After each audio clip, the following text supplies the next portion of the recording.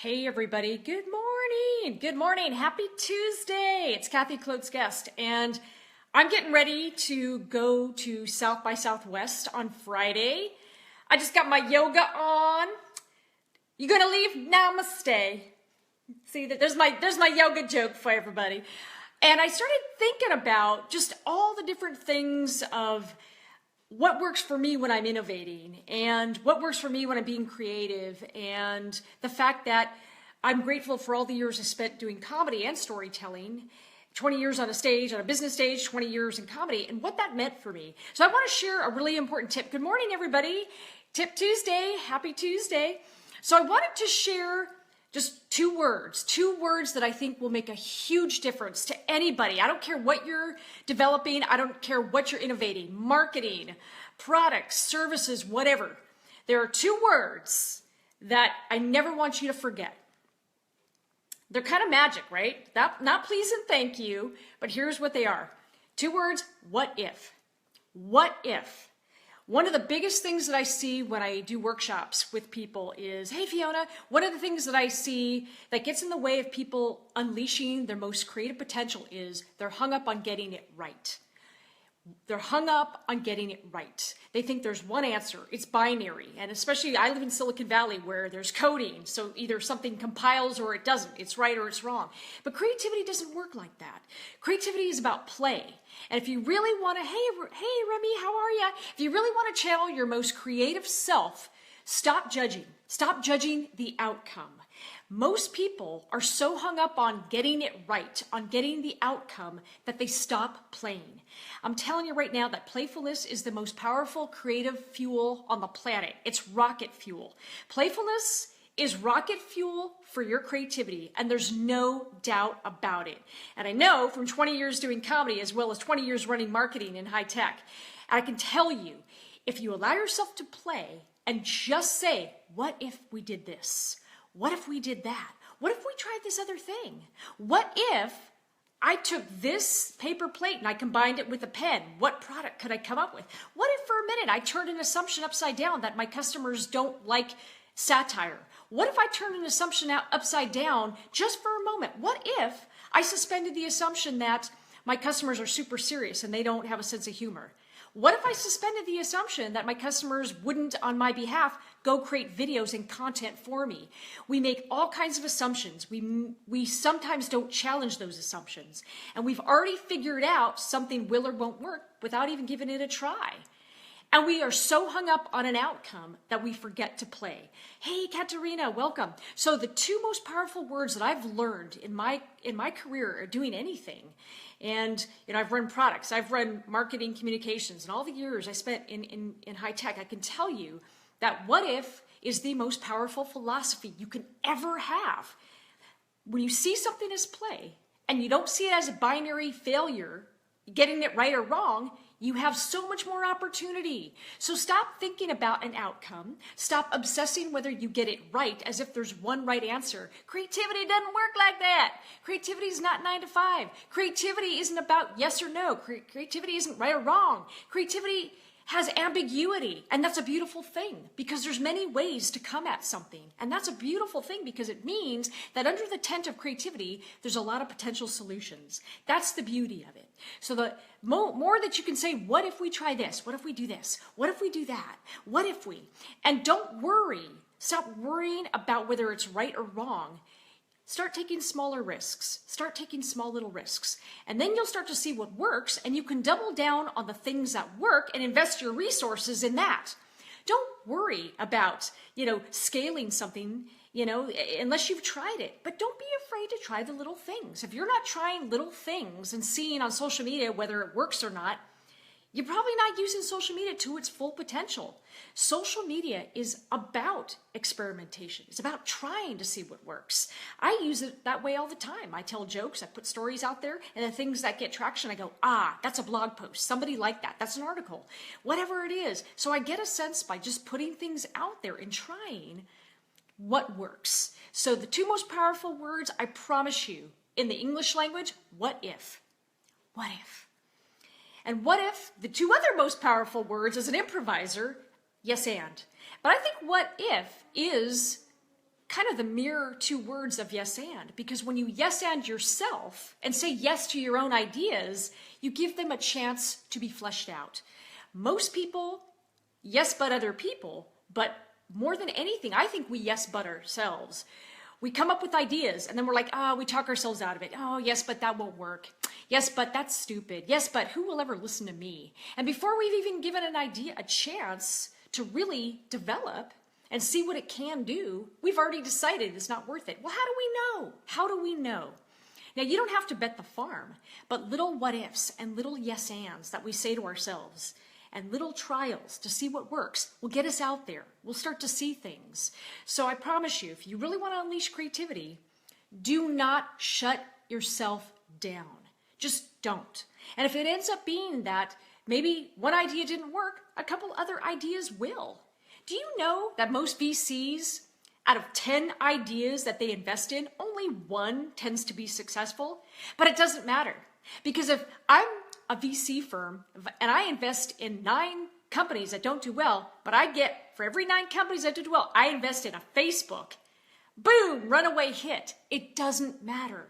It's the math of law of large averages and law of large numbers. Get out there and try. So do me a favor. I believe everybody is creative. I believe everybody is playful. You are playful. You are bigger than what you're playing. I promise you. You want to get out there, start to see what if. Just see it as play. Give it a chance. Yes, and yourself. Somebody very smart to me, and I don't know where the quote comes from. I can't take credit for it. It's really smart. Somebody said to me, imagine that voice in your head, that inner critic. If it were sitting across from you and you were having dinner and it was another person and it wasn't in your head and that other person was like, you're dumb. That's a horrible idea.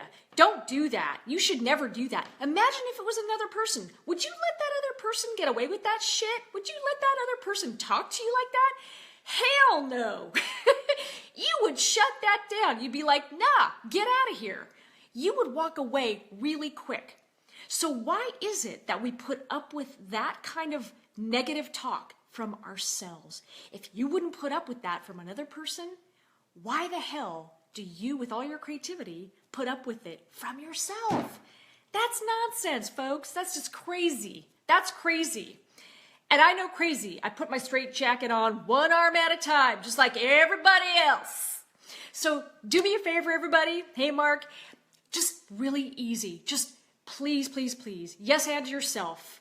Say what if. Engage in possibility thinking.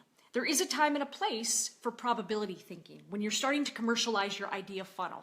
But you're not there yet. At the possibility end of the spectrum, you're all about generating ideas. Don't shut yourself down.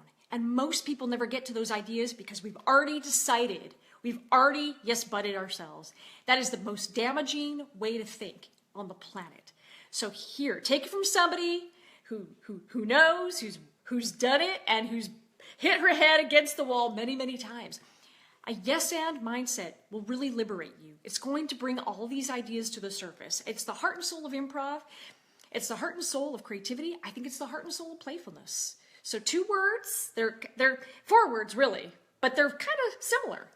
Whether you say yes and to yourself or you just say what if. What if we did this? What if we?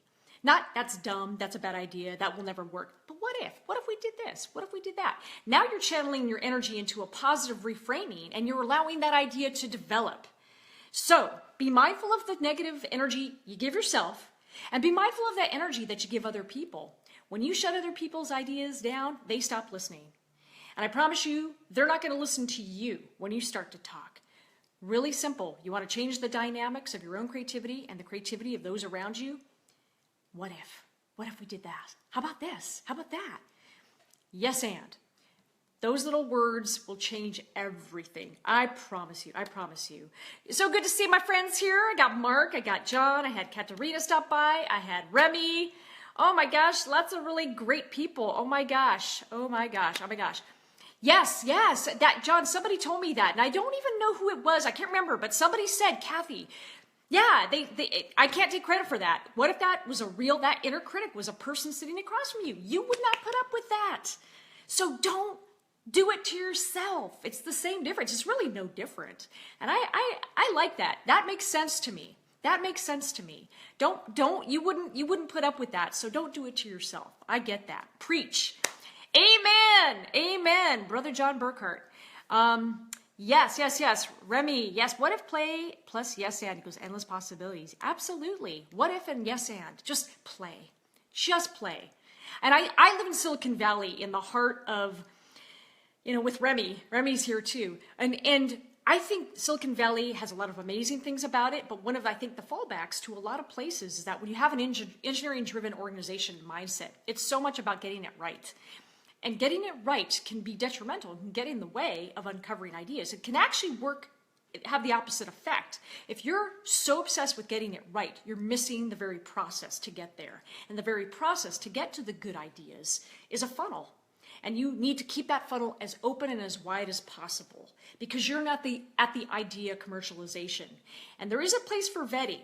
There is that place, but it has to be further down the road. So don't shut yourself off from those things. And Elise, oh my gosh, it's good to see you. Yeah. Oh, you're still teaching kiddos improv games. That's awesome.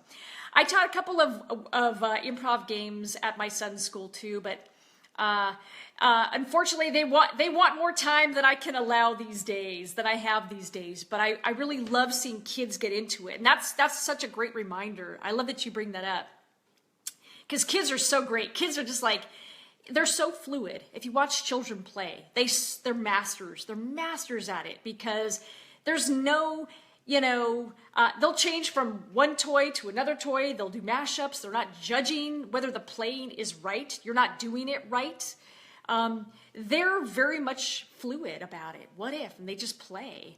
And one of the things that kind of makes me smile sometimes is because we're not used to ambiguity, a lot of people in a very kind of Silicon Valley type of world, we're so uncomfortable with ambiguity that when I give instructions, and I'll give vague instructions sometimes in a workshop to see what people do, people want instructions because they want to get it right. They're looking for the formula and they're looking for the algorithm. And the reality is there isn't one.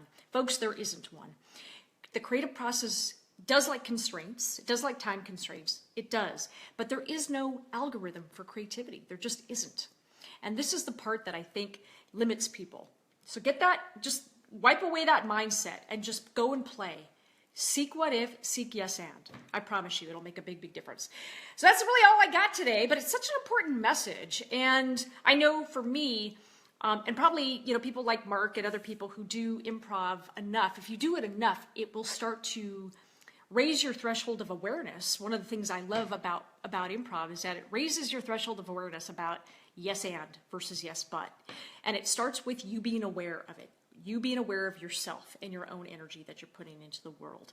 And so improv has taught me so much over 20 years about reframing that it really has changed so much for me. And I know it can for you as well. So you don't have to perform theater. It's not about being theatrical. It's not about getting on a stage and performing. It's none of that.